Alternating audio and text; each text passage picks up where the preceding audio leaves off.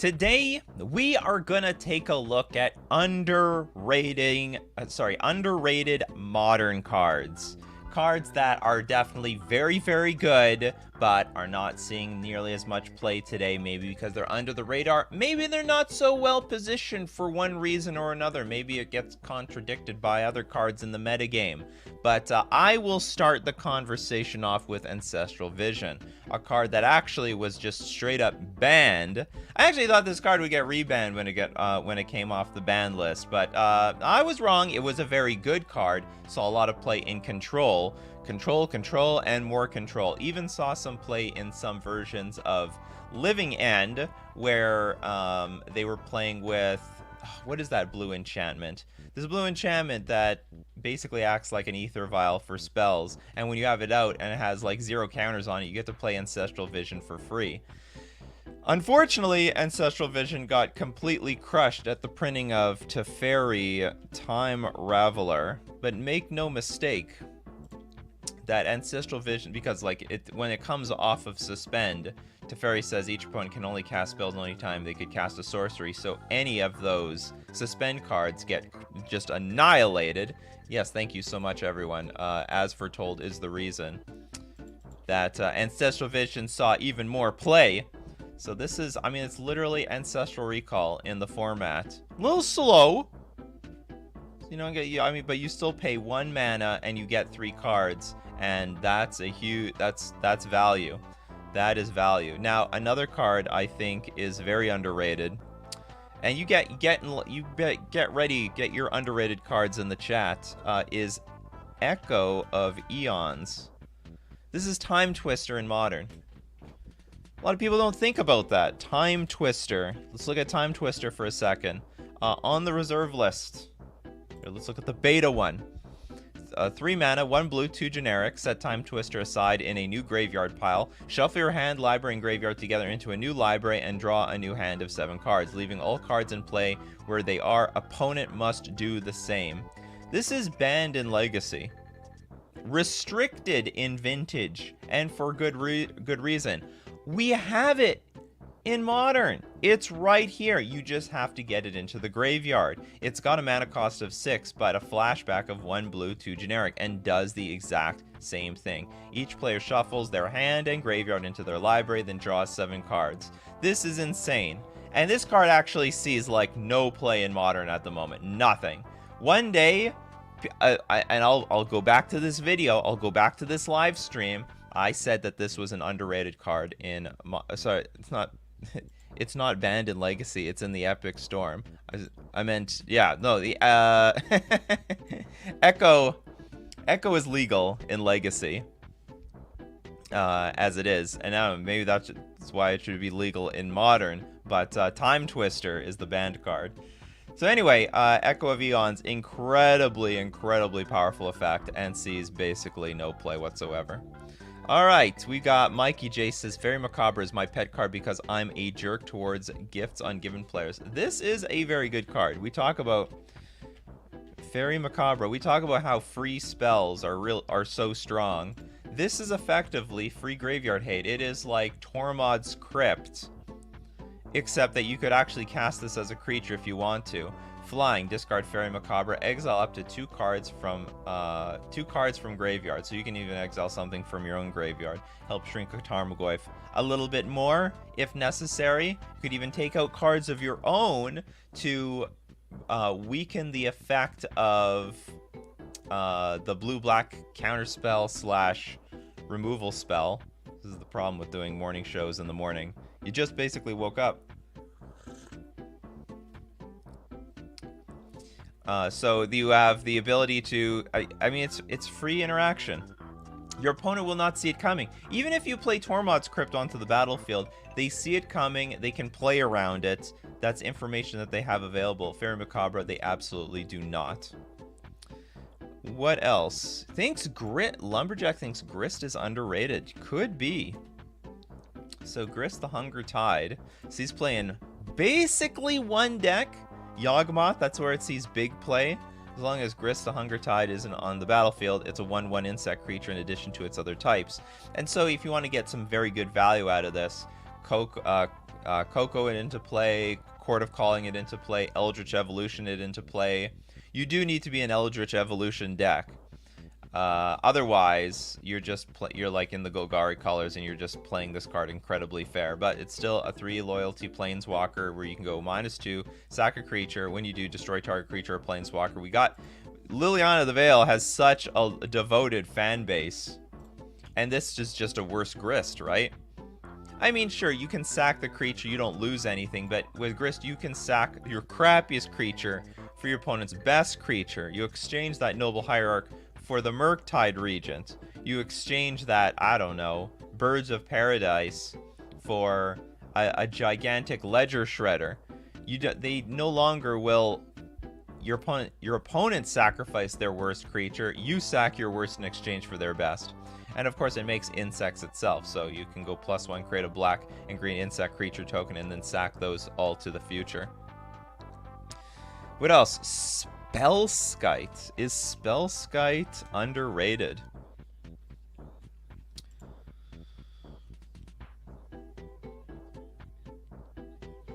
What do you think, Chad? Is Spellskite underrated in Modern? Maybe. It was a staple for a long time, mostly for combo decks like Splinter Twin, and it can still interact with combo decks. It's just there's less combo decks these days that require you to target a creature in order to win. It's a decent wall, like I'll admit that. You know, that Ragavan will be attacking it all day, so it'll absorb like one attack and probably a burst light, or so not a burst lightning, unholy heat. I don't see where Spellskite is relevant at all. Well, that's the thing. Maybe it's not relevant today, but it will be relevant one day. And it's just a very good card just sitting, waiting in people's trade binders, in their toolbox binders, their decks. Spellskite is somehow both underrated and overrated simultaneously. I could get behind that. I thought it was very overrated at the time. Like, I don't even think it was very good at the time of Splinter Twin, that Splinter Twin was around. I think it's decent versus Infect, so long as they're not prepared for too many artifacts. It's good versus Infect if they have no artifact hate. So if you can get them in the main deck, you could really get those Infect players.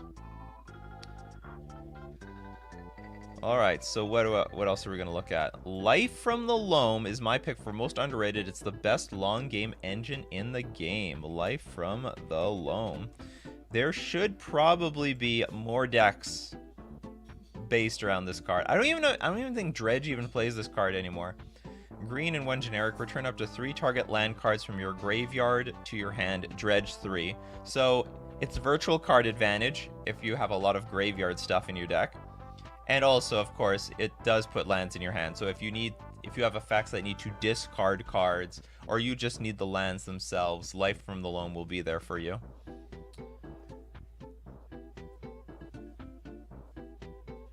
Honestly, Legion's Ending is underrated. Legion's Ending.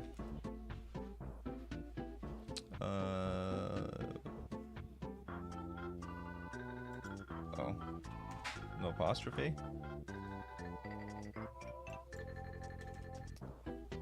Oh, Legion's End. That's what it's called. Black, 1 generic. Exile target creature an opponent controls with converted mana cost 2 or less, and all other creatures that player controls with the same name as that creature. Then that player reveals their hand and exiles all cards with that name from their hand and graveyard. So you know what? If this was instant speed, I think this would be very underrated. At sorcery speed, it's a little bit more awkward, but I think it's still good, especially in today's metagame of crashing footfalls. Like, this is just a solid answer to it. You just target 1 rhino, and you exile all the rhinos. Get him out of here. And it's got converted mana cost 2 or less. It's a token. So actually, I think this probably is... This is probably good today. This is probably a very, very good card today. Yeah, I would say this is underrated. And you can end up getting, like, yeah, all the cards. Then that player reveals their hand and exiles all cards of that name. So you can end up hitting, like, a Ledger Shredder, and then hit even more Ledger Shredders. This is a pretty damn good card. The problem is Black doesn't see so much play these days. Aztec guy just wants to throw out there, congrats to Nashville native Mason Clark for winning the DreamHack Dallas. He didn't drop a match with 4-color money pile. While I'm happy for him, I still despise the deck. Force of Despair is underplayed against Living End and Rhinos. Does it exile? Force of Despair. If it's not your turn, you may exile a black card from your hand rather than pay this spell's mana cost. Destroy all creatures that enter the battlefield this turn. The problem is against Living End. I don't think that would work very well against Living End. It might be fine versus Rhinos, but you're 2 for winning yourself. I mean, it's basically like Force of Will, I guess. It's like Force of Negation for black against Rhinos, but like against. So I think it would.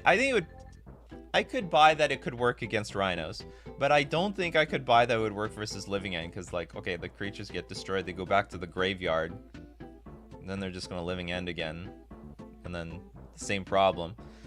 It's still going to be more creatures than you can deal with. But I think it does work against Rhinos, because once the tokens are gone, they're just gone, and, you know, it's all over. The problem with Force of Despair is it still loses to Violent Outburst. They just play it on your turn. But this is instant speed. This is actually an instant speed card. So you could, if it's not your turn, you may exile it, destroy all creatures. Oh, so you're talking about, like, you can end up destroying your own creatures as well sometimes. Yeah, so they Violent Outburst Rhinos on your turn, and you played creatures. You're going to lose your creatures in addition to their Rhinos. So it's going to be like a 3-for-1 or even a 4-for-1 in some cases. Kevin Sellers says the cycle lands, the channel lands, and various lands that kill things. Well, the channel lands are seeing a lot of play. Almost every channel land. The cycle lands are not seeing anything. So are you talking about, like, Sandbar? No, whoops, is Sandbar? What kind of cycle lands are you talking about? Like Lonely Sandbar?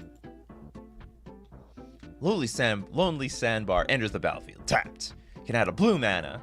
You can cycle for 1 blue. And there's dual lands also. What is it? Something farmland. Yeah, irrigated farmland. There we go. Another cycler. So it adds it. It's a dual land, which you can fetch. You can fetch this dual land. And it's funny.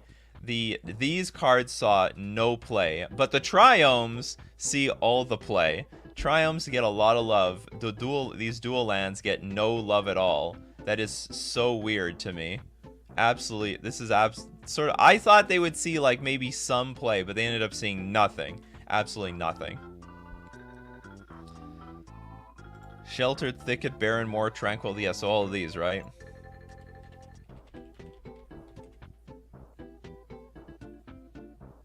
But what deck wants to play them? Like, I don't think anyone wants to play these. No one wants to put lands into play tapped. And not at this cost. Like, honestly, basic land is better than this. It costs too much. It's too much of a cost in Modern to have your land come into play tapped. Goblin Bombardment, that is a great one. That is definitely an underrated card.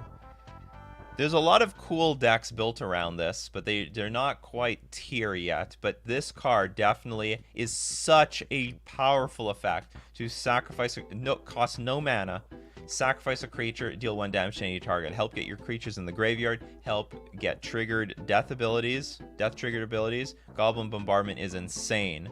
Very, very, very underrated card. Basically waiting for a home right now in Modern. Has no home, needs a home. I think the Royal Scions is super underplayed. This is pretty close to Oko. It's pretty close. Doesn't defend itself very well. Royal Scions, and what I mean by that is by activating it just once, it's at 6 loyalty by turn 3. I mean, if you ramp this thing out, that would be pretty strong. All the abilities are pretty good. I think the first one is good. Draw a card, discard a card. The second one is like mediocre. Target creature gets +2/+0, first strike, and trample until end of turn. But it's still good. Puts a good clock on the board. The -8 is insane. Draw 4 cards. When you do, the Royal Scions deals damage to any target equal to the number of cards in your hand.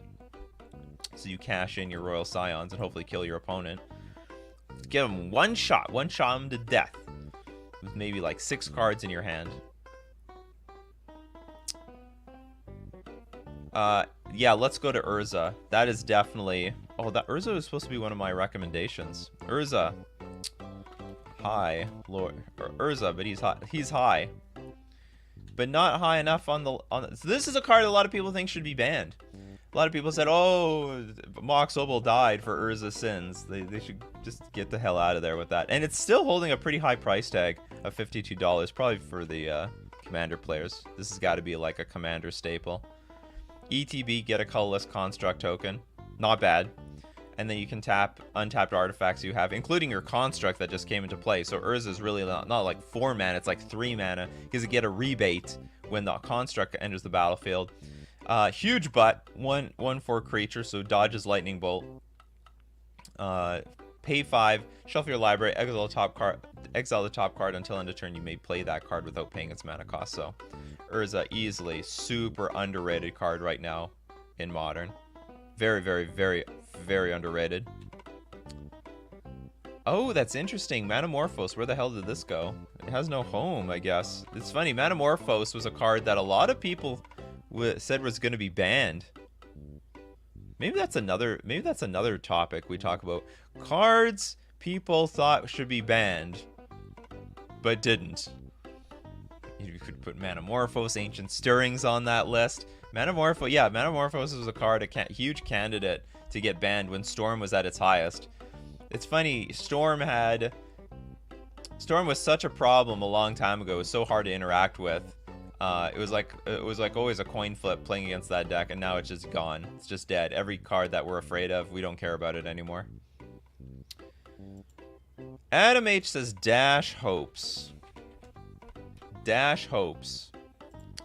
Black. When you play Dash Hopes, any player may pay 5 life. If a player does counter Dash Hopes, counter target spell. This card's terrible. It is not underrated. It is accurately rated. It is cards that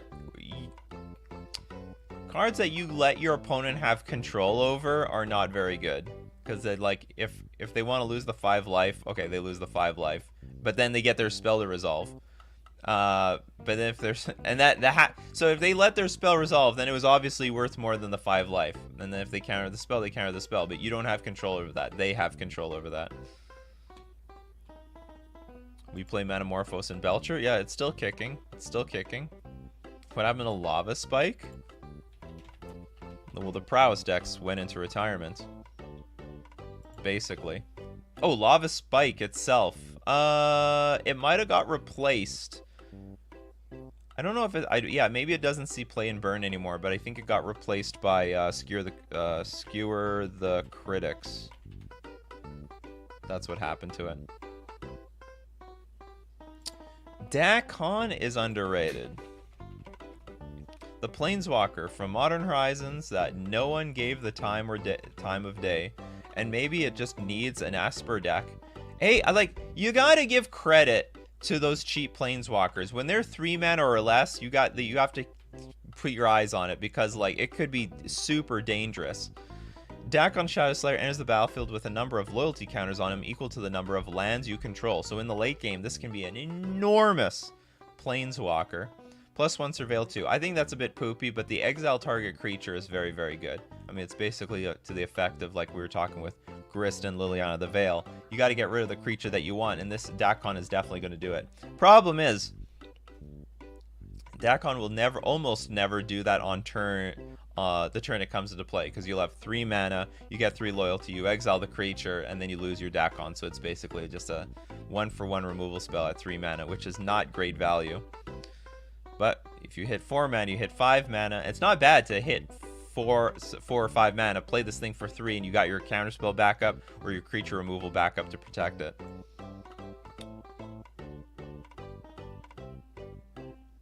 I love you bring up Manamorphose. I just faced Storm yesterday. Oh yeah, Storm player, there's still...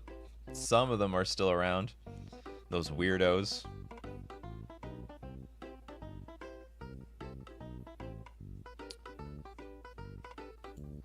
Hollow One by K9BS. Very underrated. Yeah, I could say this is an underrated card. There was a massive deck. The Hollow One deck was incredibly... was a incredibly good tier deck at the time, and it just lost their faithless. They lost the faithless looting, and then they lost hope. Probably this deck will come around again. This deck will come back. The ability, playing 4/4 creatures for 0 mana, still good in Modern, I think. Still good in Modern. Thopter Foundry. Can't tell if this is underrated or not. It's cheap. It is cheap. Sacrifice a non-token artifact, create a 1/1 blue Thopter artifact creature token with flying. You gain 1 life, and I'm assuming you want the combo with Sword of the Meek. The problem with this combo is it's really easy to interact with. So when this thing goes to the graveyard, you exile it. Through some, you could use your Faerie macabre. You could use your Faerie. Well, actually, maybe not. It's not so easy because you can sack another non-token artifact and then bring it onto the battlefield. Thrun the last. You know what? I could get behind that. I can get behind Thrun the Last Troll. This card beats everything in today's metagame. You got counter spells? It can't be countered. You got removal spells? Can't target it. You Supreme Verdict? Regenerate it. Actually, I could get behind this. This is a very underrated card. This is very, very underrated. I guess there's just no green stompy deck. Or like, it's awesome play also in like the Jundish decks and stuff like that. So, Jund, Golgari, Abzan. Just as a random thing to play against control decks. Vengevine needs even more love than Hollow One. With Vengevine, I would say it is accurately rated. This is not an underrated card. We all know where it stands. It's ultra super powerful. Super dangerous. Give it all the respect possible. Oh, Yawgmoth plays some Thrun? Alright, excellent. There's at least one deck playing Thrun. Jund could definitely play Thrun. It's very 2013. It's very last decade. Very last decade. Andrew Keck says Blood Artist. This is a hard card. This is a very powerful effect. I'll say this. I don't know if this is underrated in Modern. This is a very, very, very powerful effect. Very hard to pull off, though, in Modern, because it depends on there being enough creatures on the battlefield to, or some combination of creatures on the battlefield to pull off a combo, or to get that synergy. And remember, Modern is a heavily a removal-based format, so if someone sees Blood Artist, they'll just kill it on the spot. If they can. It does see, I'm pretty sure it sees play in Yawgmoth, though, as like a one of. It's one of the options. Blood Artist is also the win con in Yawgmoth. It's not underplayed at all. Well, the point is that's seeing play in one deck. Maybe there's a vampire deck that could play this. Maybe there's a zombie deck that could play this with Carrion Feeder, you know what I mean? So, like, you know, underrated can mean, like, the card sees play in one deck, but it could see play in more decks. It's possible that Murktide Regent is actually underplayed. This card sees basically play in one deck, the blue-red Murktide deck, and maybe some people have tried some fringe applications, but maybe this is better than Gurmag Angler can see play in Death Shadow. Maybe it could be its own archetype. I mean, actually, it wasn't its own archetype. There was a version without Dragon Rage Channeler or Ragavan, and they played with Jace the Mind Sculptor, so this card definitely could see more play in more blue decks. It could be just the default win condition in Control, you know? What's a better way of winning the game than with Murktide Regent? What are Control players doing with their graveyard anyway? I've argued for a while that Murktide could very well be a Control finisher in blue-white. Absolutely, or even in Jeskai Control. Get those lightning bolts, lightning helixes back. I think Siege Rhino might be well positioned as a top end in mid-range. It's a huge threat with a lightning helix attached. My fear is that this card is just too slow. Very slow. Slow like a rhino. The bigger they are, the slower they are. I don't think people care much about a lightning helix these days either. Someone said dress down for Thrun. If Thrun blocks Siege Rhino, dress down played, you would have to regen in response, but then Rhino would trample over since Thrun was removed from combat. No, actually. I don't think that would work, because Thrun is only removed from combat after it takes lethal damage, not when it gets a regeneration shield. So Siege Rhino would deal the 4 damage to Thrun. That's the damage. You regenerate, and then it's removed from combat. So no, it would not trample over. Control doesn't want Murktide when they have Planeswalkers. Can't they have both? Why can't we have both? Why can't we have both?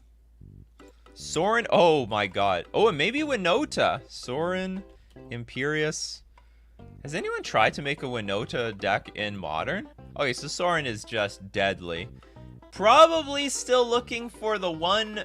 Like, it's show and tell, right? It's a 3 mana show and tell. +1, you can -3, you may put a vampire creature card from your hand onto the battlefield, and the other +1 is just so deadly as well. Sack a creature, deal 3 damage to anything that you want. This is a very, very underrated card. But at the same time, might be waiting for one more card. Might be waiting for one more deadly vampire. And it's very expensive now. I said it was underrated. Like, let's look at this. I was saying it's underrated for a very long time. We're finally... It was like $15 a year ago. Now it's $30. What's the climb of Sauron, Imperious Bloodlord? Sauron... Imperious... Where is Sauron? Sauron, comma.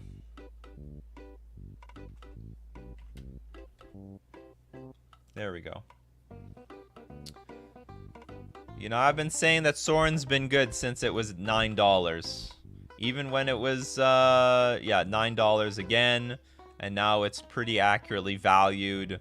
And mark my words, when we get the show and tell card, when the key vampire, the big baddie, the big fatty, not the Xander was garbage. Xander don't work. But when there's some serious big vampire creature that's going to come out that Sauron can ramp into, this card's going to go to the moon. Card will definitely go to the moon. Oh, with the super chat comes Chris Ross. Thank you so much. Scale Up and Blossoming Defense need more playtest, but like in what decks? I mean, okay, Blossoming Defense I could get behind. Scale Up has one purpose and one purpose only. Is basically, I bet this card was designed by Tom Ross only for Infect, because otherwise this has no other purpose. And then they're like, Tom, like, this can't make cards just for Infect here. And they say, okay, let's make this also for Commander. We'll give it this Overload or whatever. But essentially, I don't think this is that good. But Blossoming Defense, it's like a Dispel, right? It's like Dispel, but also you can buff the creature at the same time, so you could get in for a little bit more damage, or also have a beneficial block against a creature. Target creature you control gets +2/+2 and gains hexproof until end of turn. It's not bad. It's not bad. And it's hexproof.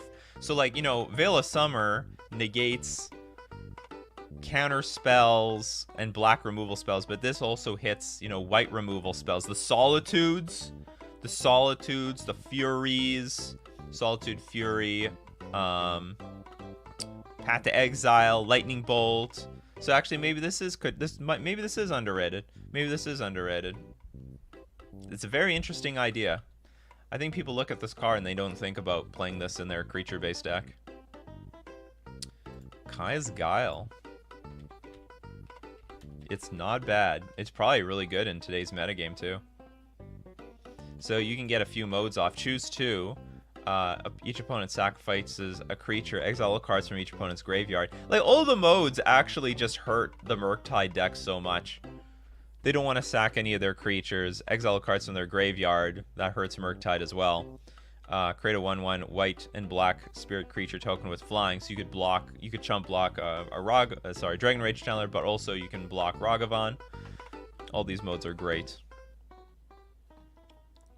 Very, very, very good card. And you know where you can get all these cards, people?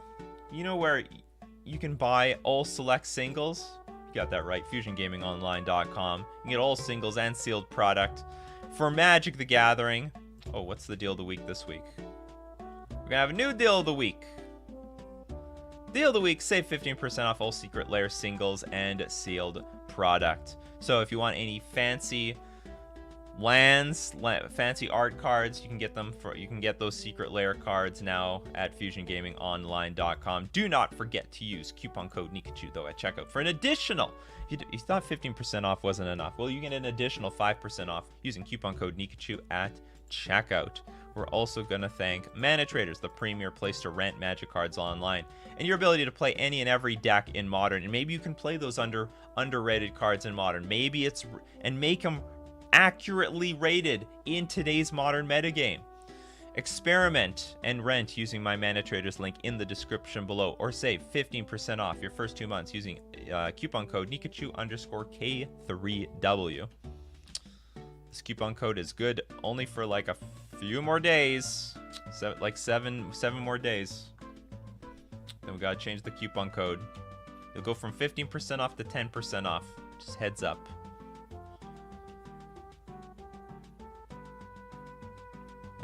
What on earth? Yeah, all hail the sponsors. Asika's Chariot. Hold on, let's go back. Okay, so someone said Winota. Winota, the card that got banned. I mean, let's look at all the banned list. Banned in Explore, banned in Historic, on its way to get banned in Pioneer. Could it get banned in Modern? The bar is definitely higher in Modern because there's way more removal. Like, we've got Solitude, Fatal Push. But honestly, there is a lot of sorcery speed removal these days. Winota would have would just be devastating. Maybe Winota is like, Winota sees no play at all. Matthias said, I thought Winota was banned in Modern. I don't see anyone playing this card. I thought it was banned. This card sees no play. It probably should see something. Winota top 8'd a tournament last week. I wasn't familiar with it. Winota does a lot of play in competitive EDH play right now. In fact, one of the top 5 commanders. I don't doubt it at all. She'd get Path the moment she comes out. But not a lot of people are playing Path right now. And if they do, it's in the sideboard. Path is not a very... Like, ever since Prismatic Ending came out, Path is not a popular card. I shouldn't say Path is not a popular card. It's like strictly a sideboard card now. For those Murktide regions. Plus, you can kill non-humans if they protect her. It's hard to protect yourself from all the stuff that's going to be coming out from the deck. Solitude. Yeah, Solitude is a big... Solitude is a problem, and not everyone has Solitude. Anyway, Winota might be a underrated card. Although I don't know what a modern Winota deck would look like. It might end up looking really janky.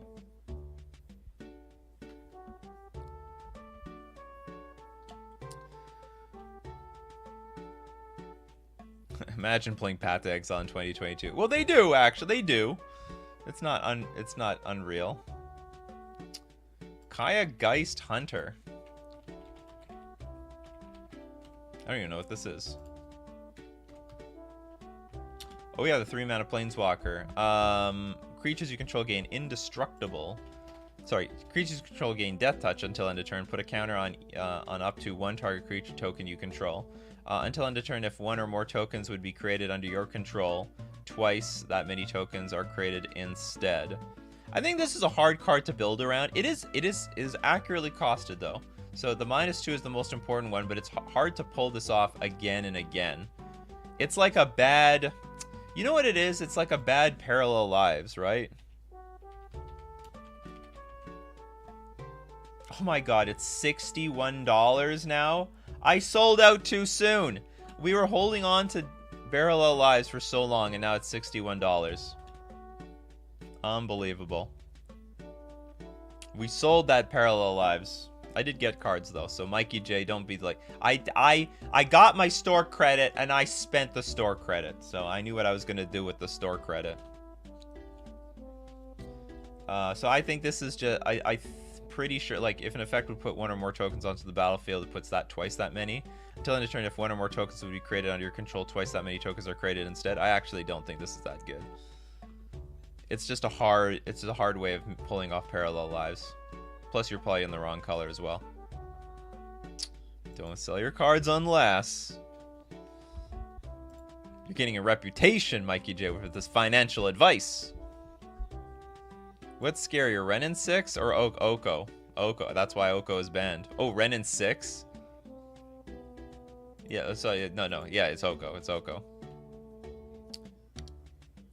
I thought I couldn't remember if Renin 6 is Renin 6 or Renin 7. Nikachu had zirconium hands on those parallel lives. Yeah, for the longest time, I know. Maybe Yawgmoth takes Winota's spot. Dex would probably play out the same hard ramp into 4 mana win con. Well, the idea is you want Winota out first, and then you get your Winota out and you attack immediately with whatever rubbish you have on the battlefield, like a Boreal Grazer.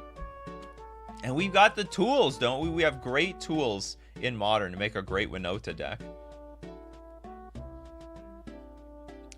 I can get behind this. Yeah, Bloodchief's Thirst. Especially in a format with Renin 6. I think this card does not see nearly enough play. Not nearly enough play. It's so mana efficient. 1 mana, destroy most of the relevant creatures. Your Ledger Shredders, your Ragavans, your Dragon Rage Channelers, your Mana Dorks. Like, it hits almost everything. And then, when you got 4 mana, it does hit everything. So for 1 mana, hits almost everything. And for everything else, it will get... for 4 mana, it will get it. I think this is an underrated card. EC Practice Squid, Snapcaster Mage. This is an interesting take. This is an interesting suggestion, because this card was like one of the most expensive staples in Modern. Still holds a pretty high price tag at 40 bucks. It used to be closer to 80. It was always one of the more expensive cards in the case for Modern staples, up there with Liliana the Veil. And it did see play in every blue deck at the time, from like Scape Shift to Blue Eye Control, Jeskai Control, Splinter Twin, anything with blue played Snapcaster Mage, and today doesn't see that much play. Does not see much play whatsoever.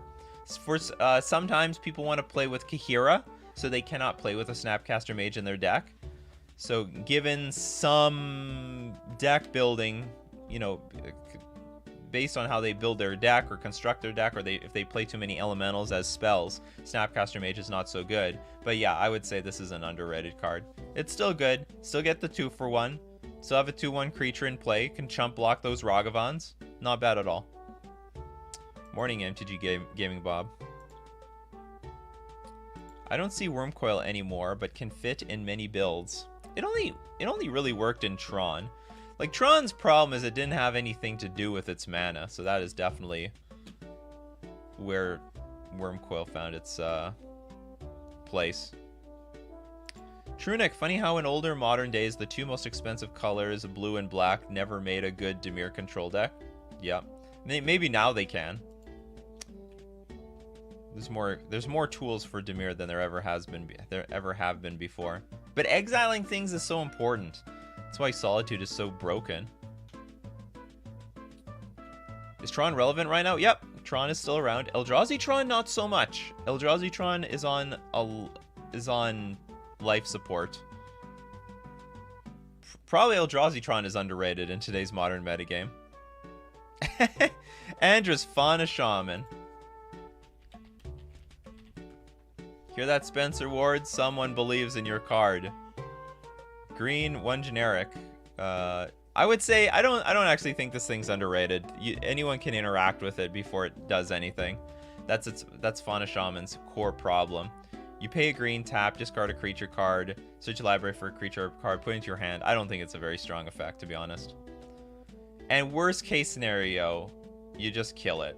You just kill the Fauna Shaman. You have a whole turn to do it anyway. Experiment 1. That's an interesting take. Experiment 1. 1 mana creature that can get bigger, and also if you have 2 or more counters on it, you can regenerate it. It's actually not bad. Not bad at all. But that actually brings me up to Strangleroot Geist, which, by the way, does see play in Yawgmoth. I think this is an underrated card. This has haste, which is very useful in the modern metagame right now. And also, I mean, one problem is there's a lot of exile effects. So there's the prismatic endings, there's solitudes. So there's more exiling effects than ever before. But incredible blocker versus, like, the Murktide deck. Incredible blocker. Really hard to deal with if you're playing lightning bolts. Well, Young Wolf, I mean, I could put Young Wolf, but Young Wolf is a really smaller, crappier creature. So it's a 1 mana 1/1. That's only good because you want to be more mana efficient in the Yawgmoth deck. Steel Leaf Champion. I don't know. I don't know if it's underrated. Oh, steel. I can't tell. I can say how the troll though. I don't know if this is underrated, but I know the troll, old growth troll, is underrated. No home though. Like, cause this is really good. Like, Steel Leaf Champion, you play it, it dies. Big deal. No one cares. Cool story, bro. Now, old growth troll, it's got trample, so you're not gonna trump block this thing very well. And also, when it dies, your land now adds double the mana than it did before. And it can come back! You can sack the land to put a 4/4 green troll onto the battlefield. You can do that in instant speed. So, I mean, if your opponent plays Supreme Verdict or any sort of sweeper, you can, on the same turn on an untapped forest, sack it, put the 4/4 back onto the battlefield. We mentioned Thrun the Last Troll earlier. Yeah, that's a great suggestion. Jace the Mind Sculptor. Probably Jace is underrated. The deal is, okay, so if you're in Azorius colors, there's just better cards. You play your Teferi Time Ravelers, you play your Teferi Hero of Dominarias, and you might even play the new the Emperor card that you can play at flash speed. But if you are not in the white colors, you Jace is probably still the best planeswalker in the business. So if you're in blue-red control, if you're in Dimir control, if you're in Esper control, if you're in Simic control, if such a thing exists, probably this is definitely like the best planeswalker available. And maybe we are leaning a little bit more to the blue-white control because Teferi Time Raveler is just so damn important. It is so well positioned right now with Crashing Footfalls, with Living End about. It is a very, very, very good card. Oh my god, I love that suggestion. Trinisphere. This is like a legacy staple. Well, I don't know if it's a legacy staple anymore. This sees no play. Nothing. This sees no play whatsoever right now. No play at all. I gotta put this in my Stompy deck. Okay, I gotta write a note. Put Trinisphere in Stompy deck.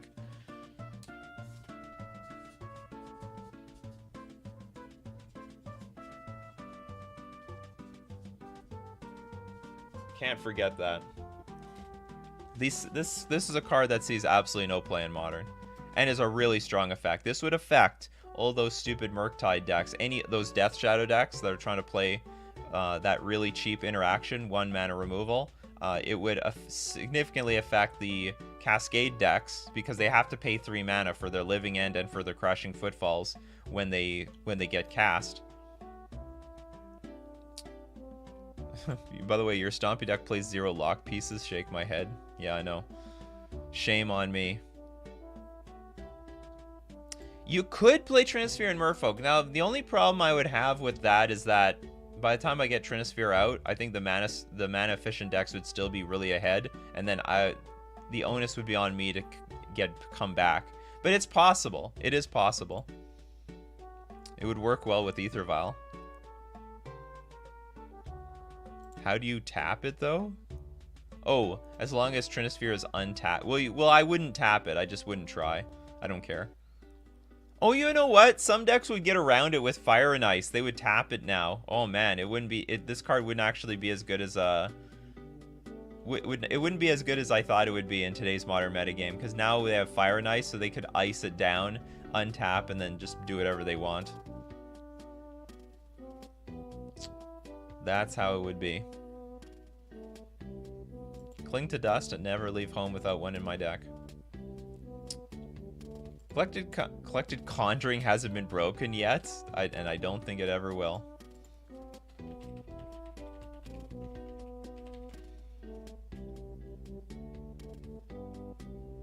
This is the collected company for instants and sorceries.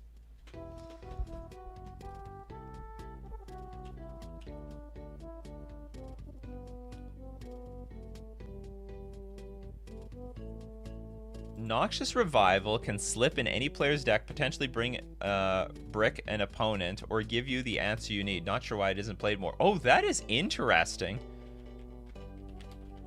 I never thought about that. You could mana screw it, like basically time walks your opponent. I never thought. Look at this. Okay, Tommy just brought up like a line that I had never heard of, never thought about once in my life. So put target card from a graveyard on top of its owner's library. So when we're in top deck mode, this is essentially time walk in some sense. Your opponent will get an attack step, but if it's irrelevant, you can brick your opponent's draw. I had never thought about this. Such a good idea. The problem is that's a niche scenario. It's a pretty niche scenario because your opponent basically has to be empty-handed. And maybe you're winning the game anyway, but of course you could still use it to your own effect. Put target card from a graveyard. You can put something good of your own back on top of your library. It's interesting. Maybe this card would see more play if people knew that line.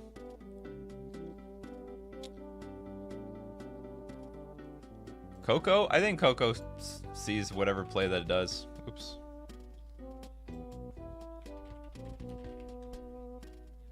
I don't think it's really an underrated card. Costs 4 mana, get 2 creatures in play, can be countered.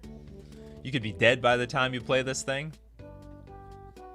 So I think it's accurately rated. Still sees play. It's not a dead card by any means. Okay, so I think I'm going to ask a question. Do we want to do deck list review today, or do we want to go through more underrated modern cards for the next 15-ish minutes? I think people are hyped for this discussion. Domri. Oh, Domri. I think the problem is Domri has no good home for this. It's really hard. It's really hard to make this card work. The +1 is pretty good. Look at the top card of your library. If it's a creature card, you reveal it, put it into your hand, so you can randomly put creatures in your hand every so often. You got the -2 target creature you control fights another target creature. It's tough. Okay, so it looks like everyone's... oh, some people want deck list review. Don't worry, deck list review is going to come back, but it's going to come back tomorrow. A lot of people want to talk more underrated magic cards. Oh, the other one, Anarch of Bullet. Oh, I read the wrong card. Anarch of Bolas. Oops. Oh, this Domri. It's not bad. It's not bad. I don't know how great this thing is. It's a Lord. I can respect that. You can get this thing out on turn 2, and you can add more mana. So it doesn't actually cost 3 mana. It's more like a 2. It's like a Wrenn and 6. It costs 2 mana. You get your discount when you go you use the +1. I don't know how important this creature spells you cast can't be countered this turn, but then you still have that fight part. Target creature you control fights target creature you don't control. It's an okay card. I guess the big problem is there's just not a lot of decks that want to play this card. Like, I play the deck that could play this card. I have my Smooth Brain Stompy deck, and I don't even play this card. Oh, Fires of Yavimaya is amazing. I love Fires of Yavimaya. But unfortunately, it's not modern legal. Oh man, when are they going to put this into... if they put this in modern, I will be so excited, but it's not modern legal. legal in basically everything else, but not modern. Crazy. As many times as they reprinted that in commander sets.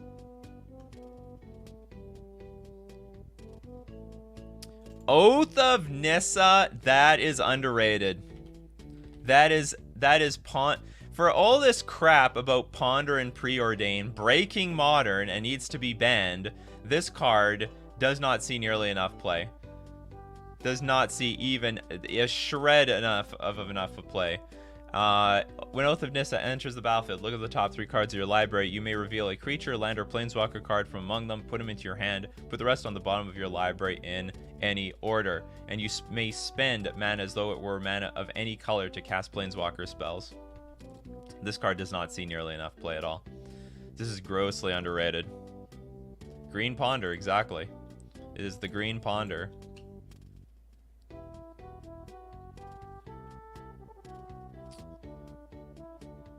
Oath of Nissa used to be in the Sauron decks. It's seen some niche play here and there. What did it start seeing play in very recently? Oh, the what happened to that deck? The new cat combo deck with Vivian of the Hunt. This was seeing play in some Vivian of the Hunt decks, and then it just disappeared. We don't even hear about that deck anymore. Just gone. Baleful Strix isn't even legal in modern. Wait, it's the right one. I'm thinking of the right one, right? Baleful Strix. Yeah, this isn't legal in modern. But maybe it's underrated in Legacy. Maybe still. Did I say mod? Oh yeah, I meant this. The topic is on modern cards. Dead a Winner, definitely underrated. And you could probably play this with like in a Murktide. I imagine you could play this in a Murktide deck. All non-snow creatures get -X until end of turn, where X is the number of snow permanents you control. So you could put like a big Murktide onto the battlefield, play Dead a Winner, let your opponent's stuff die, your stuff lives. Very, very good card. Very great card. Vexing Devil. So this is tomorrow we're gonna talk about pet cards that are bad, and that's Vexing Devil is gonna be in the thumbnail. Vexing Devil and Bitter Blossom. This card is bad, always was bad, always will be bad. Very, very terrible card. Vendilion Clique might be underrated at this point. This card sees no play, and it deserves some play. This is still a flash flyer, can steal stuff from your opponent's hand, get perfect information. Can block a drag. I don't know if it's a good thing that it can block a Dragon Rage Channeler, or it can be blocked by a Dragon Rage Channeler. Yeah, maybe Subtlety is underrated. Probably deserves more play. Sees play in very few. It sees play in Living End. Probably every blue deck should play this, with the exception of maybe the blue-white control.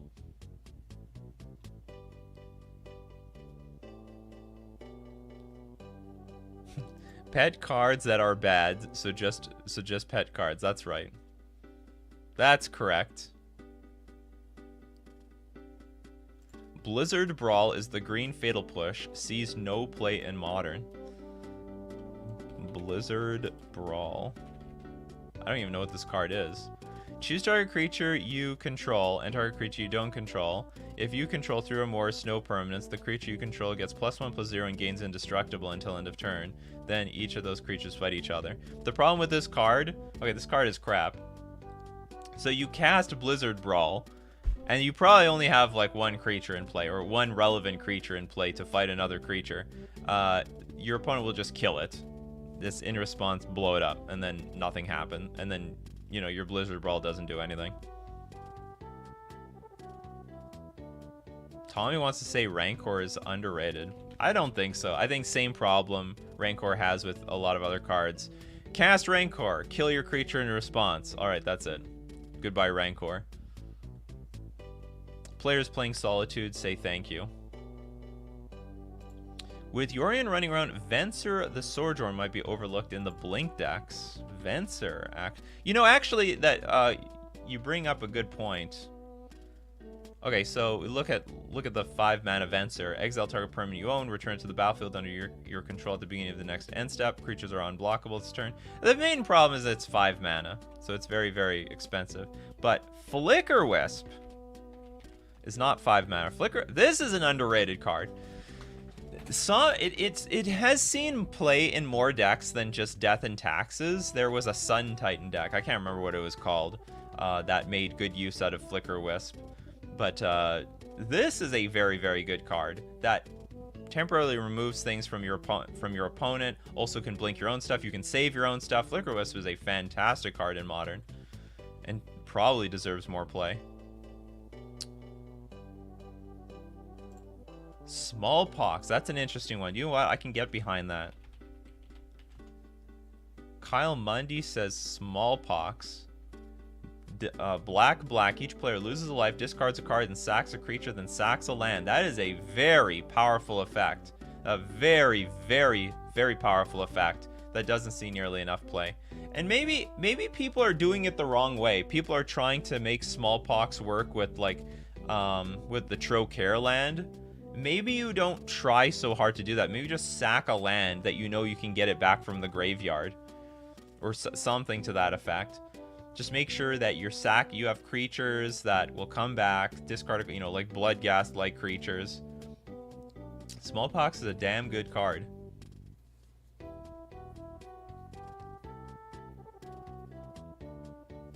Smallpox loam is the way.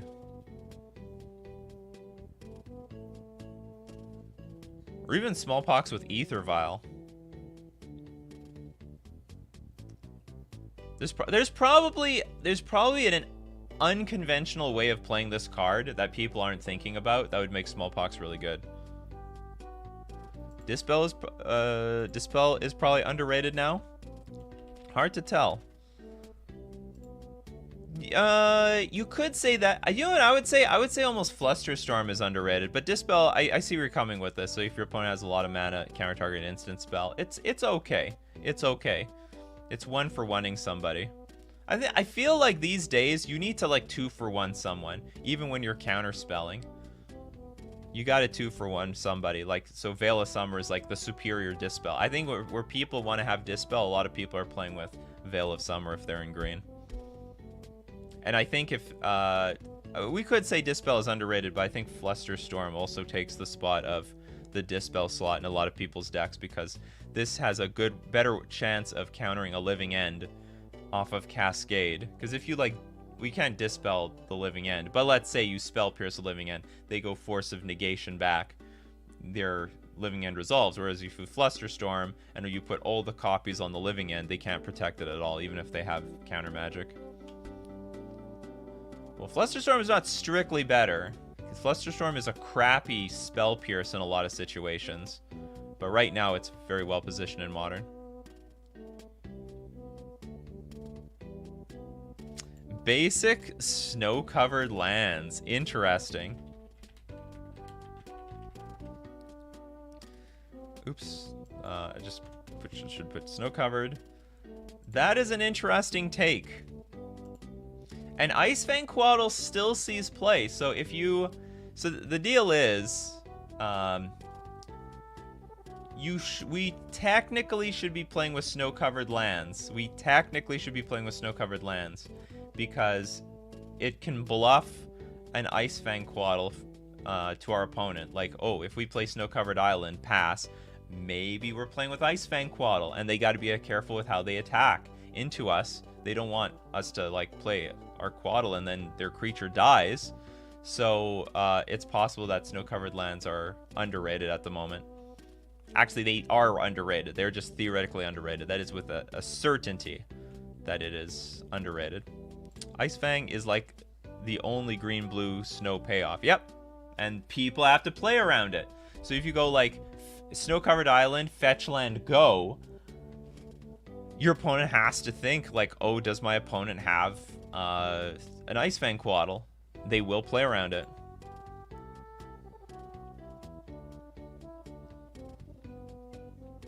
A-Dog says Trickbind. You know, I don't know if Trickbind is underrated because it's so damn similar what is what's the card that Aspiring Spike likes to play? It's like counter target activated or triggered ability, but you can also counter legendary spells. Because I would rather play that card over Trick Bind.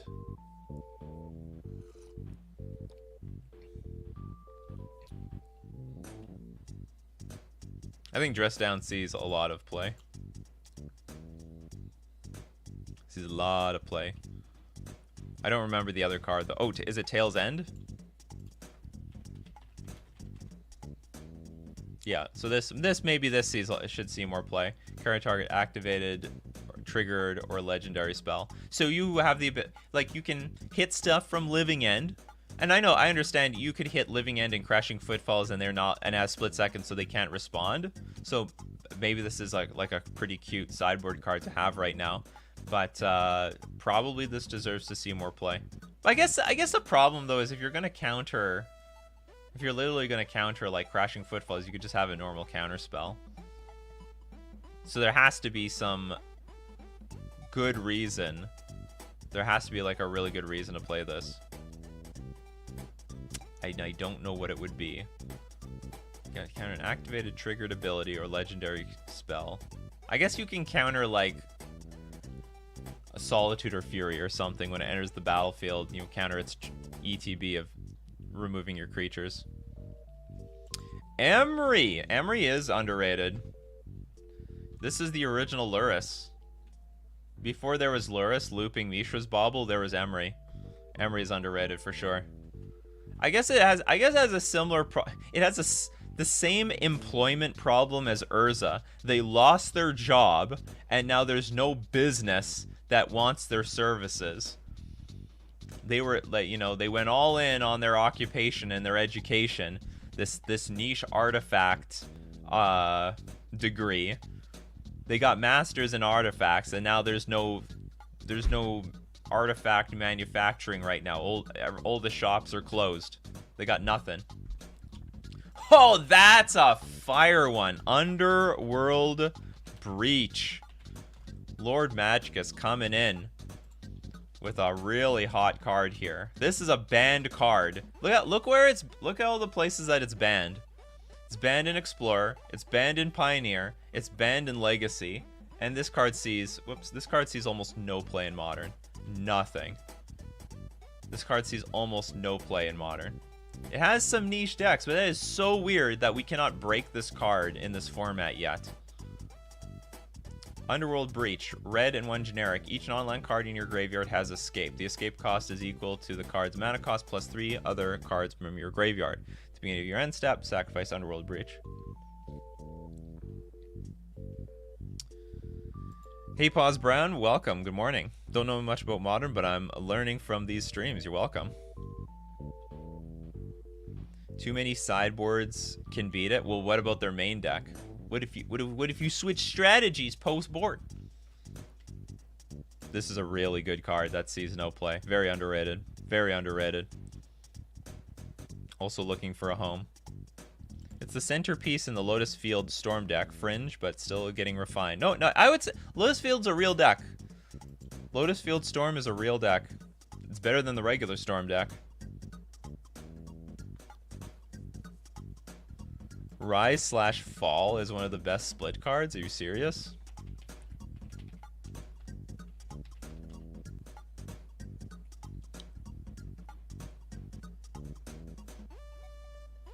Is there any way I can turn this? Oh, we can. Excellent. Awesome. I hate these split cards. Return target creature card from a graveyard and target creature on the battlefield to their owner's hands. So that's awkward. But then there's also... Ooh, I can also zoom in like this. Fall. Target player reveals 2 cards at random from his or her hand, then discards each non-land card revealed this way. I'm not in love with either half of this. I don't think that's that great. Not a fan. Oh, Mitchell with the super chat. Oh, that's a big super chat. Thanks so much for the $5. What about Squelch? A lot of good triggered effects and no one seems to expect it. I found it can be clutch in Grixis Death Shadow. Squelch. Counter target activated. Counter target activated ability. Draw a card.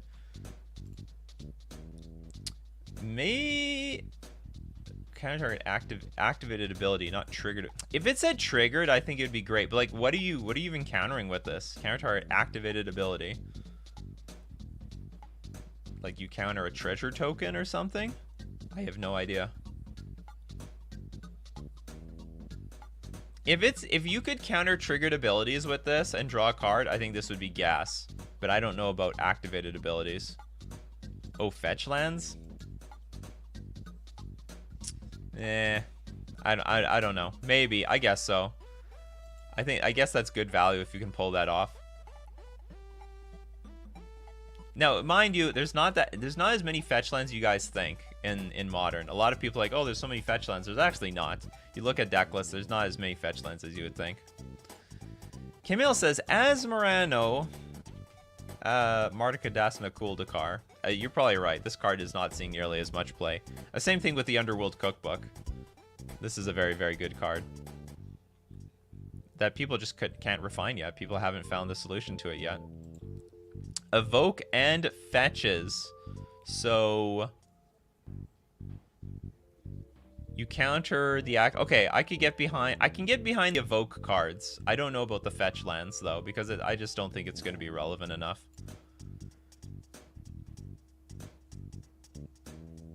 I know it's not going to be relevant enough, but the evoke actually is something. Also, by the way, thank you so much again for another super chat. I really appreciate it.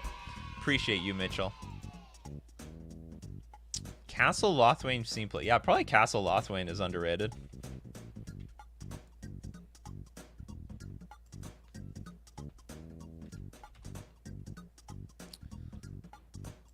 What's with this blurry card doing here? Yeah, this is a good card. And is the battlefield tapped unless you control a swamp? And then just draws cards into the late game. Probably this would be good in a Dimir control deck. Like, not enough people are experimenting with Dimir, Grixis, stuff like that. I imagine this is I can't tell if this is a control player's dream, because a control player probably wants a bunch of cards in hand. But if they have a bunch of cards in hand, then I guess there's no problem. But when they have no cards in hand, then they're crying. What the hell is this? Scout's Warning? I don't even know what this card is.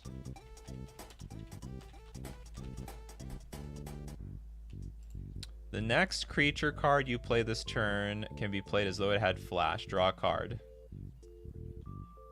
I'm not impressed by this card. There's a card called Quicken, right? This card also doesn't see any play. The next sorcery card you cast this turn can be cast as though it had flash. Draw a card. It also doesn't see any play at all. This is just like not really all that relevant. Because when you draw it, it's just a cycler. Lion Sash seems to be underrated. I think it's accurately rated. Like, whatever. It's like a one of sometimes in people's Stoneforge decks. Oh, Francis with a super chat. Thank you so much. Pili-pala with Grand Architect or Careful Cultivation. Well, now you're talking about like a whole deck instead of like just one single card. But like taking the cards. Oh, is it Lion? What is it? Lion Sash? Okay, whatever. We all know what Lion Sash is. So let's look at Pili-pala.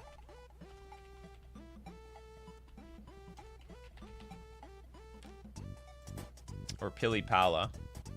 So like individual, like you're talking about a whole combo here.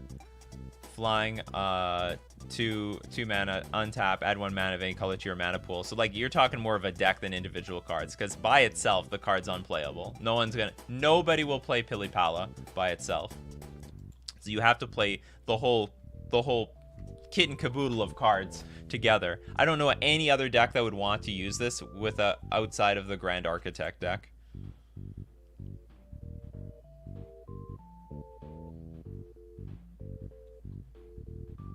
Oh, Narset. Shuts down Connive. Also, Narset just shuts down people. Each opponent can draw more than one card each turn, and you get a card each turn. You can dig. This is a very underrated card. This card saw a lot of play and then just disappeared. It's just gone now.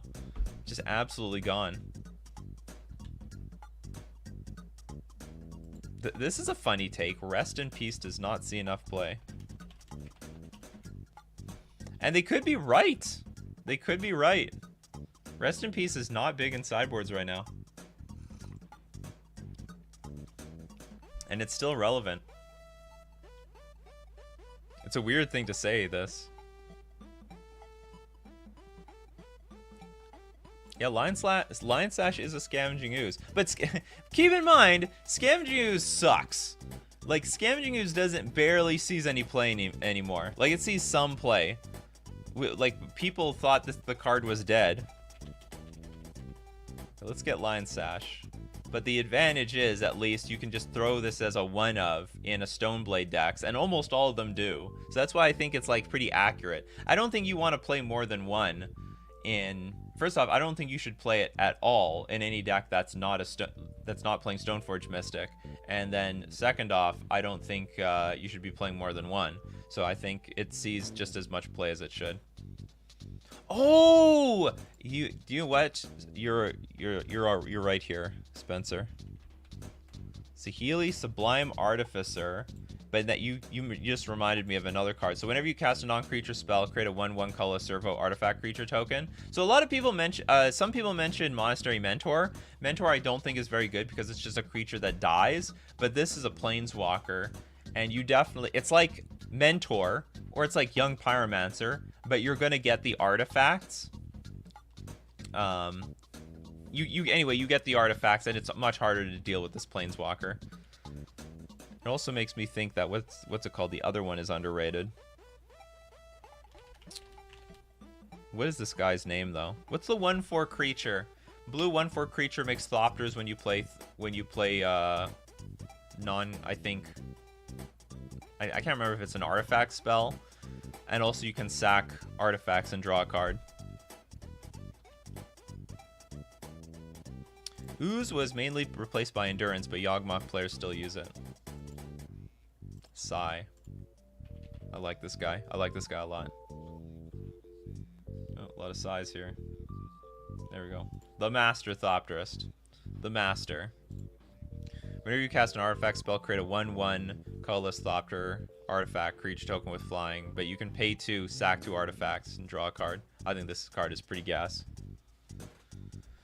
So, like, you can tap out on turn 3, play some 0 mana artifacts, and you get value. You get a lot of value out of this guy. And it's a 1/4 creature. Erayo.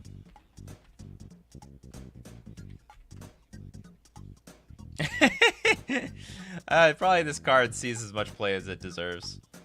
Hard to break. I think it's a cute card. I love this card. I love that. It's banned in Commander, isn't it? Yeah, banned in Commander. That's so funny. What, is this card no fun? How are we? Why is this banned in Commander? I still own this card because of that. Anyway, banned in Commander, but not ban worthy for Modern. Not yet, at least. Grist is underpriced right now. Gotta buy him up. What happened to Liliana the Last Hope? What happened to Liliana the Veil? Yeah, Liliana the Last Hope is not seeing much play here.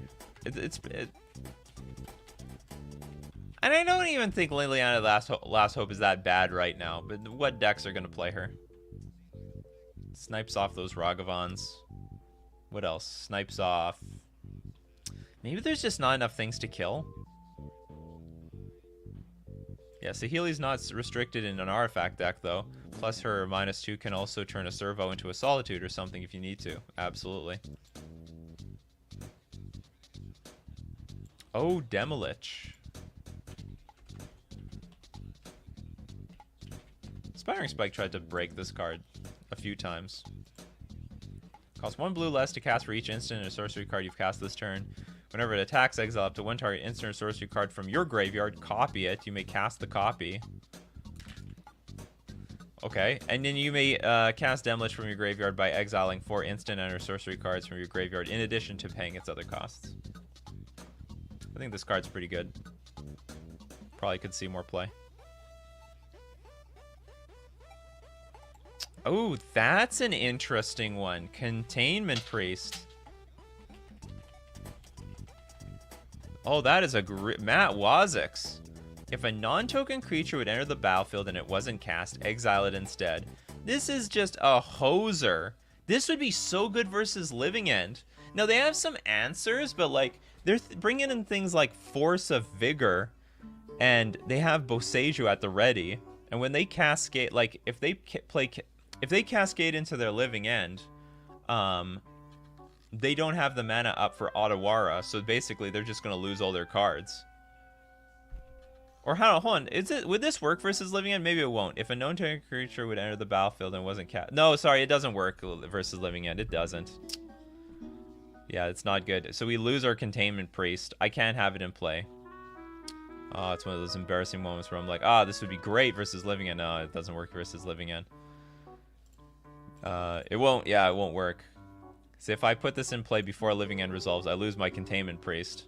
And then Living End resolves, and they get all their stuff. Too bad.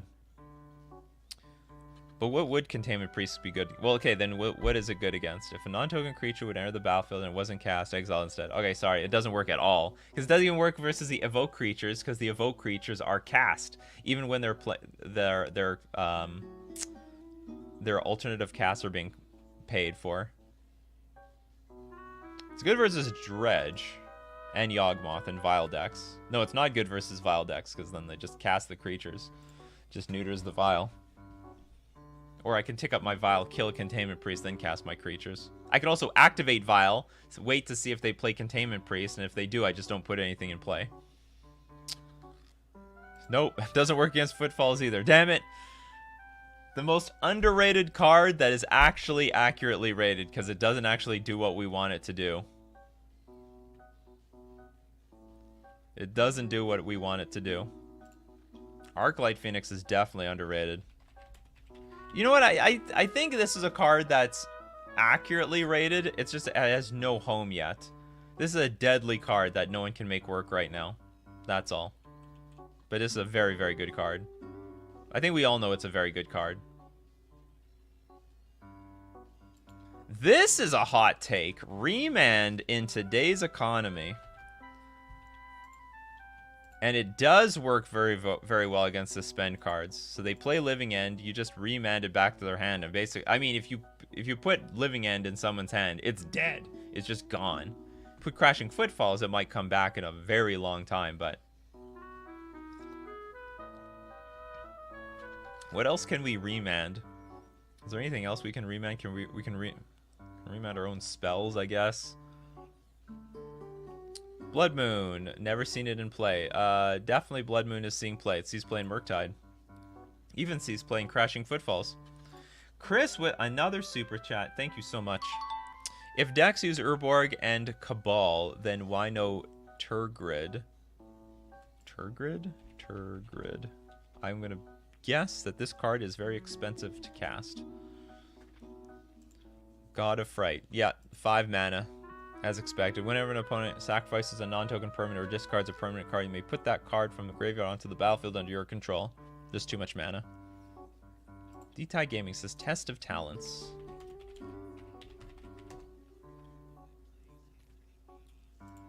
Current target instant or sorcery spell, search the controller's graveyard, hand, and library for any number of cards with the same name as that spell and exile them. That player shuffles, then draws a card for each, draws a card for each card exiled from their hand this way.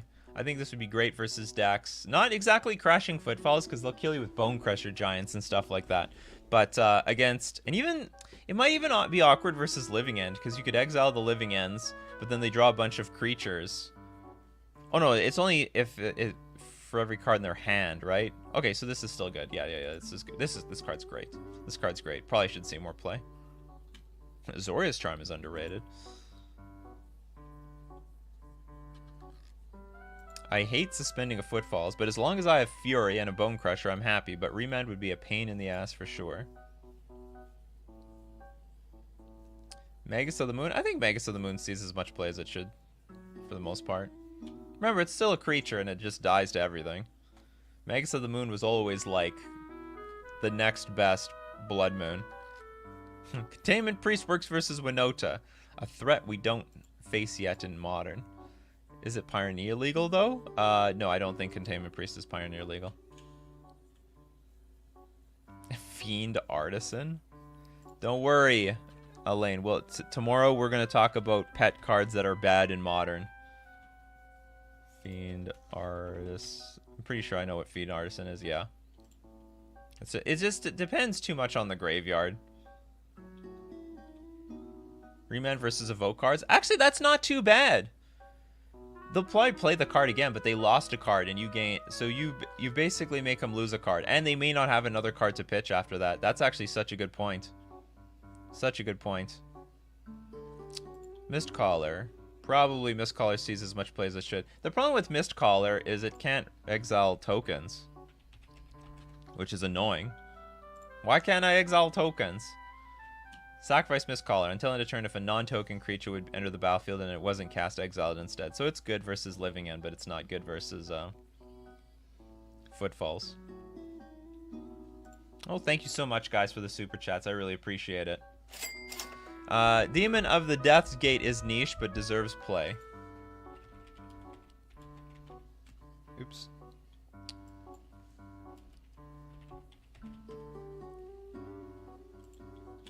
Okay, so it's 9 mana. You may pay 6 life and sacrifice 3 black creatures rather than pay Demon of Deathgate's mana cost, flying and trample.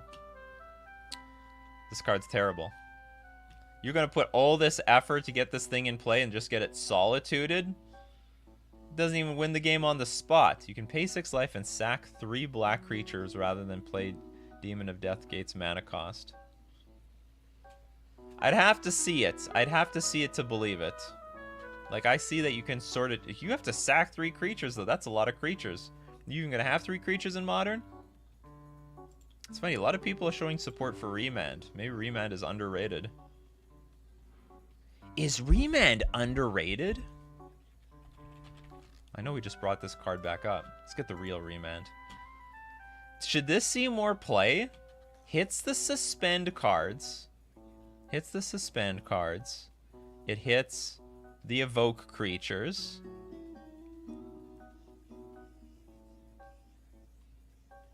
Hits Murktide Regent, if you can counter it. Like, and that would be a beating. So you remand the Murktide Regent, and they, like, don't have much of a graveyard left to work with. Azera says remand equals re-bad.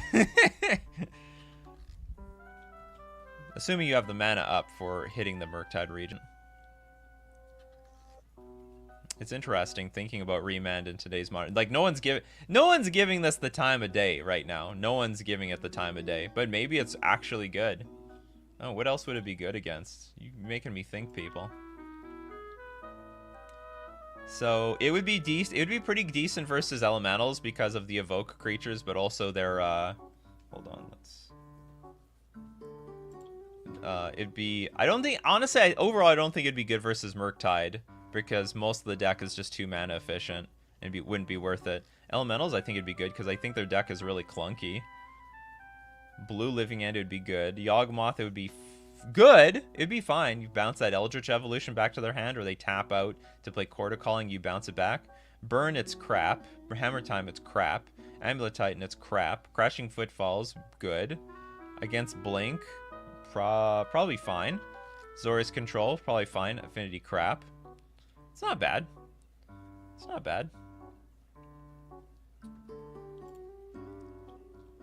Okay, we'll look at 3 more cards, and we're going to call it a day. So, Fog Bank, this seems like a waste. This sees no play and should see no play. It will just die to removal. Witherbloom Command. This definitely is underrated. It just doesn't have enough home. It doesn't have a. There's not enough Golgari decks being played right now. Target player mills 3 cards, then you return a land card from your graveyard to your hand. But you can destroy target non-creature, non-land permanent with mana value 2 or less. Talking to you, Ren and 6. And then target creature gets -3/-1 until end of turn, and target opponent loses 2 life, and you gain 2 life. So not bad at all. Not bad at all. This is an interesting suggestion. Golos, which does see some play and starting to see a little bit more play. So Golos, some very fringe-like, sees play in Tron decks. But it is seeing play now in that Cabal Coffers deck. ETB, search your library for a land card, put it onto the battlefield tap, then shuffle your library. So it's quite good. And then, okay, we'll do two more. So we got this Quandrix. I don't think Quandrix Command is that good. Or is it? Return target creature or planeswalker to its owner's hand. That sucks. Counter target artifact or enchantment spell. That's niche. Put 2+1/+1 counters on target creature. That's not relevant. And target player shuffles up to 3 target cards from their graveyard into the library. That's good, actually. I like that one. Target player I actually really like that last mode, because that's just something that blue-green doesn't have access to. It's hard to get, like, good graveyard hate. So the last mode almost saves this card, but it's like, it just has too much niche stuff in here. I'm not in love with this. But the last mode was actually pretty good. It's actually pretty good. And then there was Vindicate. Probably this should see more play. It has no, this is another one of those cards, has no home. Just has no home. I don't know, we need to make the Pox Vindicate deck. Make Tron cry. And then we'll be unstoppable. This is definitely a card that doesn't... Nether Spirit is a terrible card. I'll end it on that with Nether... Oh, Tireless Tracker. That's underrated. Okay, so first off, Nether Spirit. Garbage card. At the beginning of your upkeep, if Nether Spirit is the only creature card in your graveyard, you may return Nether Spirit to the battlefield. So basically, you're restricting your whole deck to no creatures just to play this card. Unbelievable. Pretty terrible card. Tireless Tracker. Just started seeing play. Again. This is definitely an underrated card. That's starting to see a lot of play now. Really great combo with Urza Saga. Alright, thank you so much everyone for joining me today. That was a fantastic discussion. And tomorrow we'll go over your bad pet cards like Nether Spirit. So like, have the same thing in mind. I might even say, give me your underrated modern cards, and I'm just going to showcase all the bad ones like Bitter Blossom and Vexing Devil and stuff like that. That should be very interesting tomorrow. So as usual, we do this Monday to Friday, 8 o'clock a.m. Central Standard Time. Be there or be square. Thank you so much, everyone, for the super chats. I appreciate it so much. It lets me know that this content is valuable for you, because everyone's supporting with money, either with super chats or hitting the join button. It helps support the channel, lets me know that we should keep doing this every single morning. It's great stuff, and it's still gonna. I'm not saying that because it sounds like the morning show's in danger. No, it's healthy. We're gonna keep doing this morning show for quite a long ways into the future. Oh yeah, I have a P.O. box. If you want to send me something, we'll show it off on the channel. And that is it. Thank you so. The most important thing though is that you show up every morning. We have a great discussion. So many people showed up today. Really good, great talk about underrated cards in Modern. So keep bringing up those coffees, and we'll keep bringing up the magic. Take care of yourselves, and I'll see you at the next cup.